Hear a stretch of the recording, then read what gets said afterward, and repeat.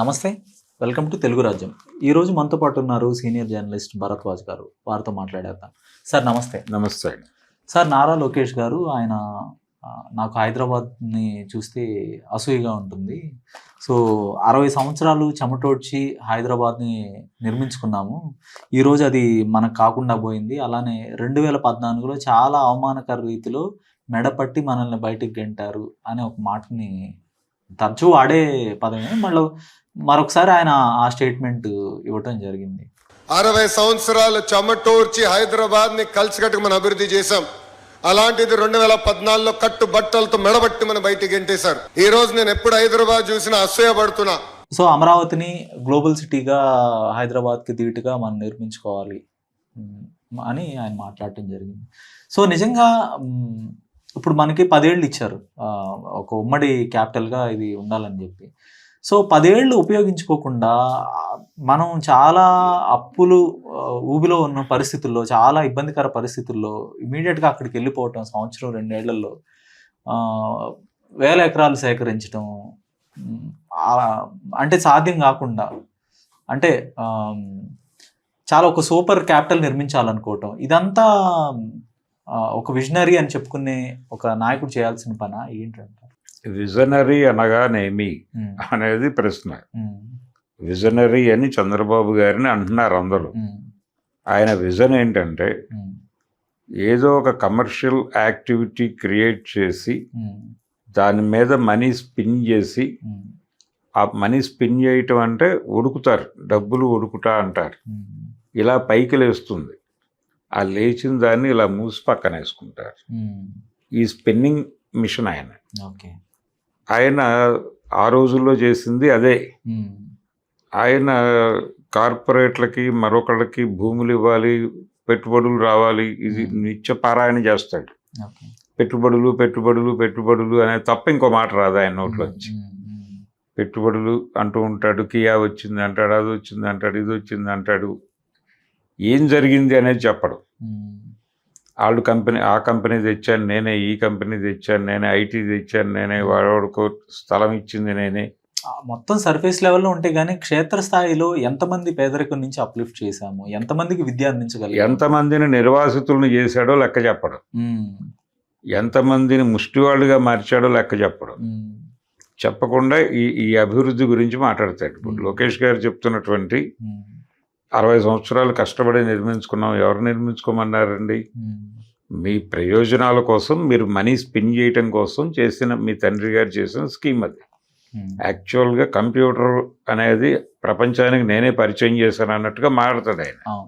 కానీ 73 నుంచి కంప్యూటర్లు ఉన్నాయి ఈ ప్రపంచంలో అనేది తెలియాలి కదా ఆయనకి. ఇక్కడే హైదరాబాద్లోనే ఇప్పుడు కంప్యూటర్ మెయింటెనెన్స్ ఇది సెంటర్ ఉంది కదా మనకి 70 దశకంలోనే. అది ఇప్పుడు టాటా వాళ్ళకి అప్పచెప్పారు, కానీ అప్పుడు కేంద్ర ప్రభుత్వ నిర్వహణలోనే ఉన్న సంస్థ కదా అది. మరి అది ఎవరు చెప్పాలి ప్రపంచానికి? ఈయనే తెచ్చాడేమో, హైటెక్ సిటీ అంటే ఈయనేనేమో అనే భ్రమలో ఇప్పటికీ ఉంది ప్రపంచం. అలాగే సమాచార సాంకేతిక విప్లవ రథసారథి అని ఆయనకు టైటిల్ ఉంది చంద్రబాబు గారికి. ఈ ఐటీలు ఇవన్నీ కూడా వాటి ఫ్లోలో అవి వచ్చినాయి. అది ఓపెన్, ఆ తాళం కప్ప తీసినవాడు పివి నరసింహారావు. మన్మోహన్ సింగ్ గారు తీసుకొచ్చి ఆ తాళం ఈయన చేతిలో పెట్టి తీయించాడు. తీయించిన తర్వాత ఈ దేశంలోకి సామ్రాజ్యవాదపు పెట్టుబడులు ప్రవహించినాయి. ఆ ప్రవహించిన పెట్టుబడుల్లో నుంచి అది స్పిన్ చేసి ఆ పైన ఎగిరేటువంటి డబ్బుల్ని తీసి సంచిలో వేసుకోవటం అనే పని చేశాడు ఈయన చంద్రబాబు. ఆ చేసినందుకు గాను అసలు ఈ సినిమా అంతా కూడా ఏమాత్రము స్ఫురణలో లేదు లోకేష్ గారి తాతగారికి. ఆయన ఇదంతా ఊహించను కూడా ఊహించలేదు. అందుకని ఆయనకి ఇది తెలియక, మార్కెట్ ఎకానమీ ఇలా ఉంటుంది అనే జ్ఞానం లేక, ఆయన మార్కెట్ సెంటిమెంట్ని హర్ట్ చేస్తూ నిర్ణయాలు తీసుకున్నాడు, వరుస నిర్ణయాలు. మద్యపాన నిషేధం, అది బిజినెస్ సర్కిల్ని ఇబ్బంది పెట్టింది. ఇలాంటి చాలా నిర్ణయాలు. చివరికి మొలాసిస్ యూనిట్లకి కూడా లైసెన్సులు రద్దు అన్నాడు ఆయన. ఇవన్నీ మార్కెట్ సెంటిమెంట్ని దెబ్బ కొట్టడం వలన ఆయన యాంటీ మార్కెట్, ఈయన ప్రో మార్కెట్ అయిపోయాడు. అక్కడి నుంచి ఆయన జీవితం చెలరేగిపోయింది. ఆయన కావలసినవన్నీ మార్కెట్ అమరుస్తోంది. ఈ స్పిన్నింగ్ ప్రోగ్రామ్, ఇప్పుడు అమరావతి అనేది కూడా స్పిన్నింగే. మీరు ఇందాక అన్నారు 10 ఏళ్ళు ఇక్కడ రాజధాని ఉంచుకోవచ్చు అని చెప్పినా ఎందుకు హడావిడి పడ్డారు. ఇక్కడ కుదురుగా కూర్చుని ఒక ప్రాపర్ డిజైన్ చేయటం అనే స్థిమితంగా ఉంటే డబ్బులు స్పిన్ అవ్వవు. ఒక యాక్టివిటీ కావాలి. రాజధాని నిర్మాణం కేసీఆర్కి కన్నుగుట్టింది కదా ఆ రోజున. ఆయన రాజధాని నిర్మాణం అంటున్నాడు, అక్కడ మనీ స్పిన్ అయిపోతుంది, మనమేం చేయాలి? అందుకని కదా సెక్రటేరియట్ కట్టాడు ఈయన. అసలు క్యాపిటల్ కడదాం అనేది స్కీమ్. ఇప్పటికీ ఉంది ఆ స్కీమ్. క్యాపిటల్ ఉండాలి, కానీ సూపర్ క్యాపిటల్ అవసరం మనకున్న పరిస్థితుల్లో. సాధారణంగా సెక్రటేరియట్కి ఒక బిల్డింగ్ సరిపోతుంది, హైకోర్టుకి సరిపోతుంది. సో మన వ్యవస్థలు రన్ అవటానికి మినిమం లెవెల్లో ఉంచుకోవాలి. అదేవిధంగా విశాఖ లాంటి ప్రాంతాల్లో ఎక్కడైతే పొటెన్షియల్ ఉందో బిజినెస్కి కానీ లేదంటే ఉద్యోగాల కల్పనకి, సో ఆ దిశగా ఆలోచించకుండా ఒక సూపర్ క్యాపిటల్, ఇప్పటికైనా కూడా ఒక సూపర్ క్యాపిటల్ నిర్మాణం వల్ల ఆంధ్రప్రదేశ్ కొరిగేది ఏంటంటారు? హైదరాబాదుని ఎలా చేశాడో హైదరాబాదులోనే మోసపోసారు అన్నీ. అదే పద్ధతిలో అమరావతిలో మోసపోసే ప్రయత్నాలు జరుగుతున్నాయి. జరిగితే మళ్ళీ ప్రాంతాల మధ్య గొడవ మొదలవుతుంది. మాకేమొచ్చింది అంటారు ఉత్తరాంధ్ర వాళ్ళు. మీకు గూగుల్ డేటా సెంటర్ ఇచ్చాం కదా అంటారు. గూగుల్ డేటా సెంటర్కి బోల్డ్ నీళ్లు కావాలి, మంచి నీళ్లు కావాలి. ఆ నీళ్లు అనే పేరుతో ఇక్కడ ఒక్కడికి చుక్క దొరకకుండా చేస్తున్నారు. మేము రోజు మంచినీళ్ళు వంట చేయాలంటే 20 రూపాయలు పెట్టి సీసా తెచ్చుకుని వండుకుంటున్నాం. మా జీవితాలు ఇలా తయారైపోవడానికి చంద్రబాబే కారణం అంటారుగా జనాలు రేపు పొద్దున. ఆ ప్రాంతానికి అభివృద్ధి అది నాశనమే కదా. కాబట్టి వాళ్ళ భూములు తీసుకుని వాళ్ళ జీవితాలను నాశనం చేసే కంపెనీలు పెట్టి వీళ్ళని అక్కడి నుంచి పారిపోయే పరిస్థితులు క్రియేట్ చేసి ఆ భూములు ఇంకెవడికో అమ్మి, ఇది money spinning program Chandrababu design చేసుకున్న ఆయన సెల్ఫ్ డిజైన్ అది. ఆ సెల్ఫ్ డిజైన్ చూసి ఈ లోకేష్ అనేవాడు ఉత్సాహపడిపోయి మా నాన్న మేధావి అని ఆ యాంగిల్లో 20 సంవత్సరాలు కష్టపడి నిర్మించుకున్న రాజధాని ఇది ఒక రకంగా హైదరాబాద్ ఉనికిని ప్రశ్నించటం. అంటే మేమే చేసాం ఇదంతా అని మాట్లాడటం, అంటే వాళ్ళని వాళ్ళు ఆపాదించేసుకోవటం. వాళ్ళ హెడ్ ఆఫీస్ ఇక్కడే ఉంది, హెరిటేజ్. దీన్ని కూడా దాని మీద ఒక విమర్శ ఉంది. మీరు మీ రాష్ట్రంలో పెట్టుకోండి, ఇక్కడెందుకు ఈ గోళ అని. అందుకని ఇప్పుడు హెరిటేజ్ హెడ్ క్వార్టర్స్ అక్కడ మారుస్తున్నారు. దానికోసం అమరావతిలో పెద్ద స్థలం ఇచ్చారు, దానికి కేటాయించింది ప్రభుత్వం. అక్కడ కట్టుకుంటున్నారు, అక్కడ తీసుకెళ్ళిపోతారు, ఇది అమ్మేస్తారు ఎవరికో. సో ఇలాంటి కుయుక్తులు, డ్రామాలు, మనీ స్పెండింగ్ ప్రోగ్రాంలు డిజైన్ చేయటంలో చంద్రబాబు నాయుడు సిద్ధహస్తుడు. ఆయన పొద్దున్న లేస్తే అదే ఆలోచిస్తాడు. సంపద సృష్టి అనే మాట గంటకు ఒకసారి మారుతాడు ఆయన. ఇదే సంపద సృష్టించటం కోసం ఈ మార్గాలన్నీ ఆలోచిస్తాడు ఆయన. మనం ఈ రాత్రికి 50 కోట్లు స్పిన్ చేయాలంటే ఏ స్కీమ్ చెప్పాలి అని ఆలోచిస్తాడు. సాయంత్రానికి ఎవరు కలిసినా అదే చెప్తాడు. ఏదైనా ఉపయోగపడే మాట చెప్పండి, ఆ ప్రొడక్టివిటీ ఉన్న మాట చెప్పండి అంటాడు. ఆ ప్రొడక్టివిటీ అంటే ఒక స్కీమ్ వేయాలి ఏదైనా, ఆ స్కీమ్ ప్రకారం వెళ్తారు. ఇప్పుడు తెలుగు భాషని పట్టించుకోవటం లేదు చంద్రబాబు ప్రభుత్వం అని ఒక విమర్శ వస్తుంది. ఆ విమర్శ ఈయనే చేయిస్తాడు. చేయించిన తర్వాత ఏం చెయ్యాలి అని ఒక 4గురితో కమిటీ వేస్తాడు. మొత్తం ఆంధ్రప్రదేశ్లో ఉన్న అన్ని స్కూళ్ళు, కాలేజీలు అందరికీ తెలుగు పద్యాలు పుస్తకం వేసి పంచాలి అంటాడు. ఆ సలహా ఈయనే చెప్తాడు, నువ్వు చెప్పు అని. వాడు చెప్తాడు. చెప్పగానే ఎంతమంది, ఎన్ని విద్యా సంస్థలు ఉన్నాయి, ఇన్ని కోట్ల మంది విద్యార్థులు ఉన్నారు, ఇన్ని కోట్ల కాపీలు ఆ పద్యాల పుస్తకం ఏదో ఒకటి ఆ క్షణంలో ఎవడో ఒకడిని అడుగుతాడు ఫోన్ చేసి. ఆ పబ్లిక్ రిలేషన్స్ వాడు అడిగితే ఎవరో పండితుడు, చాగంటి కోటేశ్వరరావు లాంటి వాడు, లేకపోతే గరికపాటి లాంటి వాడు, మరొకడు సామవేదం శర్మ గారు లాంటి వాడికి ఫోన్ వెళ్తుంది. వాళ్ళ బుర్రలో ఉన్న శతకం ఏదో చెప్తారు ఆ టైంకి. ఆ శతకాలు 3 శతకాలు కలిపి ఓ బుక్ వేసేసి ఒక 2 కోట్లలో, అంటే వీళ్ళకి ఉచితంగా ప్రింట్ చేసే బ్యాచెస్ ఉంటాయి ప్రెస్సులు, వీళ్ళతో రకరకాల పనులు చేయించుకోవటం వలన ఓకే వాళ్ళకి ఇది పురమాయించి బుక్స్ వేసి తోసే అన్ని స్కూళ్ళకే అని చెప్తారు. ఓకే దీనికి ఒక భారీ డీల్ సెట్ చేసి ఒక టెండర్ ఇచ్చినట్టుగా ఒక బూటకప్పు కాగితాలు క్రియేట్ చేసి గవర్నమెంట్ నుంచి ఆ డబ్బులన్నీ డ్రా చేసి పనిచేసుకుంటారు. ఓకే ఈ లెవెల్ స్కీమ్ చేయగలిగిన కెపాసిటీ ఉన్నటువంటి నాయకుడు ఆయన చంద్రబాబు గారు. ఓకే అందుకని ఆయన హైదరాబాద్ని అభివృద్ధి చేశాను అని ఆయన చెప్పుకుంటున్నాడు, వాళ్ళ అబ్బాయి చెప్పుకుంటున్నాడు. కానీ ఈ అభివృద్ధి వలన నాశనమైనటువంటి జీవుల గురించి మాట్లాడితే అప్పుడు వాళ్ళకి వాళ్ళు చేసిన దారుణాలు ఏమిటో అర్థమవుతుంది. ఓకే హైటెక్ సిటీ కింద నిర్వాసితులైనటువంటి రైతులు ఇప్పుడు ఎక్కడున్నారు, వాళ్ళ బతుకులు ఎలా ఉన్నాయని ఎవరన్నా స్టోరీ చేశారా? చేయలేదు. చేస్తే తెలుస్తుంది. అప్పుడు ఈ 60 ఏళ్ల అభివృద్ధి, లోకేష్ గారి డైలాగులు వాటితో పోల్చి మాట్లాడితే అప్పుడు ఈ దుర్మార్గానికి ఒక పరిపూర్ణత సిద్ధిస్తుంది. ఓకే, ఇప్పుడు హైదరాబాద్ని మేము నిర్మించామని క్లెయిమ్ చేసుకునే వాళ్ళని చూస్తున్నాము. నేనే హైదరాబాద్ని కట్టింది నేనే, బెంగళూరుని కట్టింది నేనే అని అన్నాళ్ళు నాకు కనపడలేదు. ఢిల్లీని కట్టింది నేనే అన్నాళ్ళు లేరు, అంటే కాంటెంపరీ పాలిటిక్స్లో.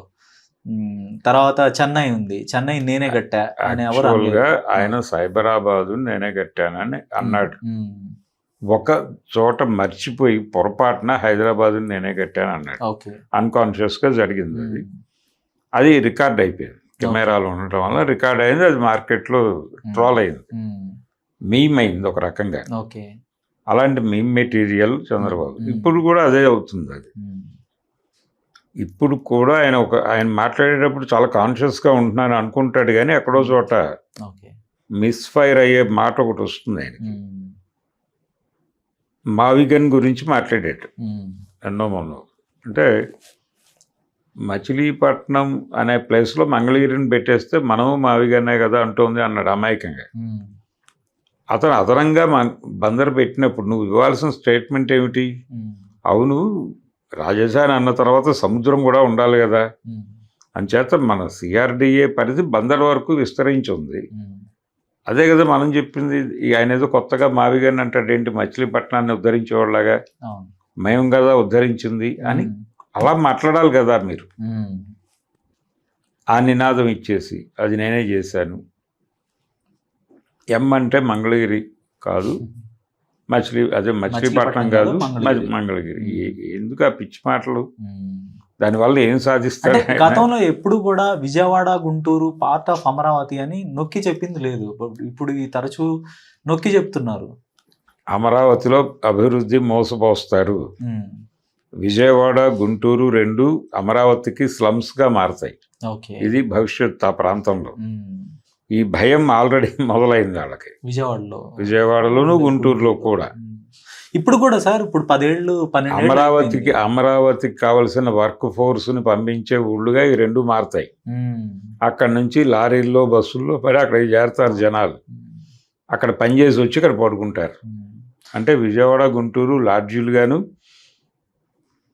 దాదాపు స్లమ్సే, సప్లై చేసే ప్రాంతాలు అంతే. ఇప్పుడు హైదరాబాద్ లో మీరు జూబ్లీ హిల్స్ మరొకటో తీసుకోండి, ప్రతి పోష్ ఏరియాకి కొంచెం ఏదో కార్నర్లో ఒక స్లమ్ పాకెట్ ఉంటుంది.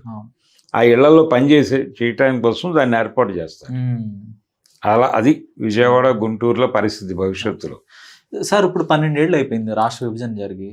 సో ఈ 12 ఏళ్లలో కూడా అంటే ఒక 5 ఏళ్ళు తీసేస్తే, జగన్ హయాం ఒక 5 ఏళ్ళు తీసేస్తే 7 ఏళ్ళు చంద్రబాబు నాయుడు గారు 7 ఏళ్ళు పాలించారు. 9 ఏళ్లలో ఆయన హైదరాబాద్ నిర్మాణం చేపట్టానన్నారు, రింగ్ రోడ్డు తెచ్చాను, తర్వాత మెట్రో నేనే తెచ్చానని చెప్తారు. పివి నరసింహ ఎక్స్ప్రెస్ హైవే కూడా మొత్తం ఆయన ఖాతాలో వేసుకుంటారు. హైదరాబాద్ ఐటీ మొత్తం. సో వాట్ ఎవర్ హైదరాబాద్లో ఏదైతే జరిగిందో మొత్తం. సో అమరావతిలో ఇప్పుడు అలాంటి పరిస్థితి ఎందుకు లేదు? అంటే స్టిల్ ఇంకా మనం నీళ్లు తోడుకునే పరిస్థితిలో ఉన్నాం అక్కడ. అంటే ఆయనకి ఇక్కడ ఒక వెసులుబాటు ఉందండి. ఆ రోజున నెదురుమల్లి జనార్దన్ రెడ్డి కదా శంకుస్థాపన చేసింది. దానికి ముందు స్కీమ్ చేయటంలో వీళ్ళు ఉన్నారు. రామారావు గారు 89లో ఓడిపోయే టైంకే ఈ భూముల్లో ఈ కార్యక్రమం జరపాలి. అప్పటికి సెంట్రల్ గవర్నమెంట్ నుంచి వీళ్ళకి ఇలాంటి ఐటీ డెవలప్మెంట్కి ఏదో ఒకటి కేటాయించాల్సిన అవసరం ఉంది అనేది ఉంది, వచ్చింది. ఓకే. దాన్ని ఈసీఐఎల్ దగ్గర చేయాలనుకున్నారు వాళ్ళు. దాన్ని అక్కడ కాకుండా ఇక్కడికి డైవర్ట్ చేయడంలో చంద్రబాబు నాయుడు గారి చాణక్యం ఉంది. ఇప్పుడున్న హైటెక్ సిటీ మాదాపూర్ ప్రాంతానికి తీసుకురావడం వెనకాల వీళ్ళ స్కీమ్ ఉంది. వాళ్ళ ఒరిజినల్ సెంట్రల్ గవర్నమెంట్ ప్రోగ్రాం ప్రకారం అది ఈసీఐఎల్ దగ్గరికి పోవాలి. ఎందుకు ఇక్కడికి మార్చారంటే వీళ్ళ పొలాలు ఉన్నాయి అక్కడ. ఎన్టీ రామారావు గారికి చెందినటువంటి పొలాలన్నీ మాదాపూర్ నుంచి ఉన్నాయి. అక్కడ వాటికి రేట్ల కోసం చేసిన దారుణం ఇది. ఓకే. ఇంకా ఇప్పుడు హైదరాబాద్ నిర్మాణాన్ని కనుక మనం చూసుకుంటే 1975లో అనుకుంటా మద్రాస్ నుంచి ఇక్కడికి మరి చెన్నారెడ్డి హయాంలో టాలీవుడ్ తరలొచ్చింది. ఇక్కడ జూబ్లీ హిల్స్ కానీ 92లో వచ్చిందండి. 1992 సార్, చెన్నారెడ్డి గారి హయాం కదా. కానీ అంతకుముందు చెన్నారెడ్డి గారు అంతకుముందు 1978లో కూడా ముఖ్యమంత్రిగా ఉన్నారు. కానీ ఇండస్ట్రీ రామారావు గారు ముఖ్యమంత్రిగా ఉండకో కూడా ఏం రాలా. ఓకే. ఆయన 79లో గెలిచాడు. సారీ 89లో 78లో కూడా ఆయన అయ్యారు ఫస్ట్ అయ్యాడండి. నేను అనేది ఎన్టీ రామారావు గారు ఓడిపోయిన సంవత్సరం చెప్తున్నాను. 89లో ఎన్టీ రామారావు గారు ఓడిపోయారు. ఆ సందర్భంగా చెన్నారెడ్డి గారు ముఖ్యమంత్రి అయ్యారు. అయిన తర్వాత ఒక సంవత్సరం తర్వాత ఇండస్ట్రీ ఇక్కడికి రావటం మొదలైంది. 90లో ఫిలిం నగర్ కేటాయింపులు జరిగినాయి. జరిగిన తర్వాత కన్స్ట్రక్షన్స్ మొదలైంది 90 ప్రారంభంలోనే. అక్కడ ఇళ్ల నిర్మాణం మొదలైంది 90 నుంచి మొదలై ఆ తర్వాత వేగం పుంజుకున్నాయి. అప్పుడు అక్కడ నుంచి రావటం మొదలైంది 90స్లోనే. అయితే ఇదంతా మొదలైంది 90స్లోనే. నేను చూశాను కదా, నా కళ్ళ ముందు జరిగిన కార్యక్రమం ఇదంతా. కాబట్టి కాంగ్రెస్ హయాంలో జరిగింది అది. అలాగే ఈ హైటెక్ సిటీ శంకుస్థాపన కాంగ్రెస్ హయాంలో జరిగింది. అంతకుముందు రాజీవ్ గాంధీ ప్రధానిగా ఉండటం, సంస్కరణలు తీసుకురావటం, టెలికాం 89 కంటే ముందు అక్కడికి రావటాన్ని స్కీమ్ చేసింది తెలుగుదేశం. దాన్ని ఇంప్లిమెంట్ చేస్తూ అక్కడ శంకుస్థాపన చేసింది నెదురుమల్లి జనార్దన్ రెడ్డి. ఆ తర్వాత అక్కడే నడిచిపోయింది. అక్కడికంటే ఇది కన్వీనియంట్, ఇటు ఎక్స్టెండ్ అవుతుంది కదా సిటీ అనేది ఒక డైలాగు చెప్పారు వాళ్ళు. అదే కొనసాగింది. మళ్ళీ వీళ్ళు గెలిచారు 5 ఏళ్ళు జరగకుండా. గెలిచిన తర్వాత చంద్రబాబు కంట్రోల్లోకి తీసుకున్నాడు. తీసేసుకుని తను అనుకున్న పద్ధతిలో డిజైన్ చేసి నడిపించాడు కథని. అక్కడ స్థలం కేటాయించిన ప్రతి ఒక్కరికి ఏదో ఒక ట్యాక్స్ వేసాడు ఈయన. ఈయన కంపెనీల్లో షేర్లు కొననివ్వండి, లేకపోతే వాళ్ళ కంపెనీల్లో షేర్లు ఈయనకు ఉచితంగా ఇవ్వనివ్వండి, ఇలా ధనయజ్ఞమే చేశాడు ఆయన. ఐటీ పేరుతో, ఇన్ఫర్మేషన్ టెక్నాలజీ పేరుతో ఇన్ఫర్మేషన్ టెక్నాలజీ బిజినెస్ చేసిన వాళ్ళు కూడా అంత సంపాదించాడు చంద్రబాబు.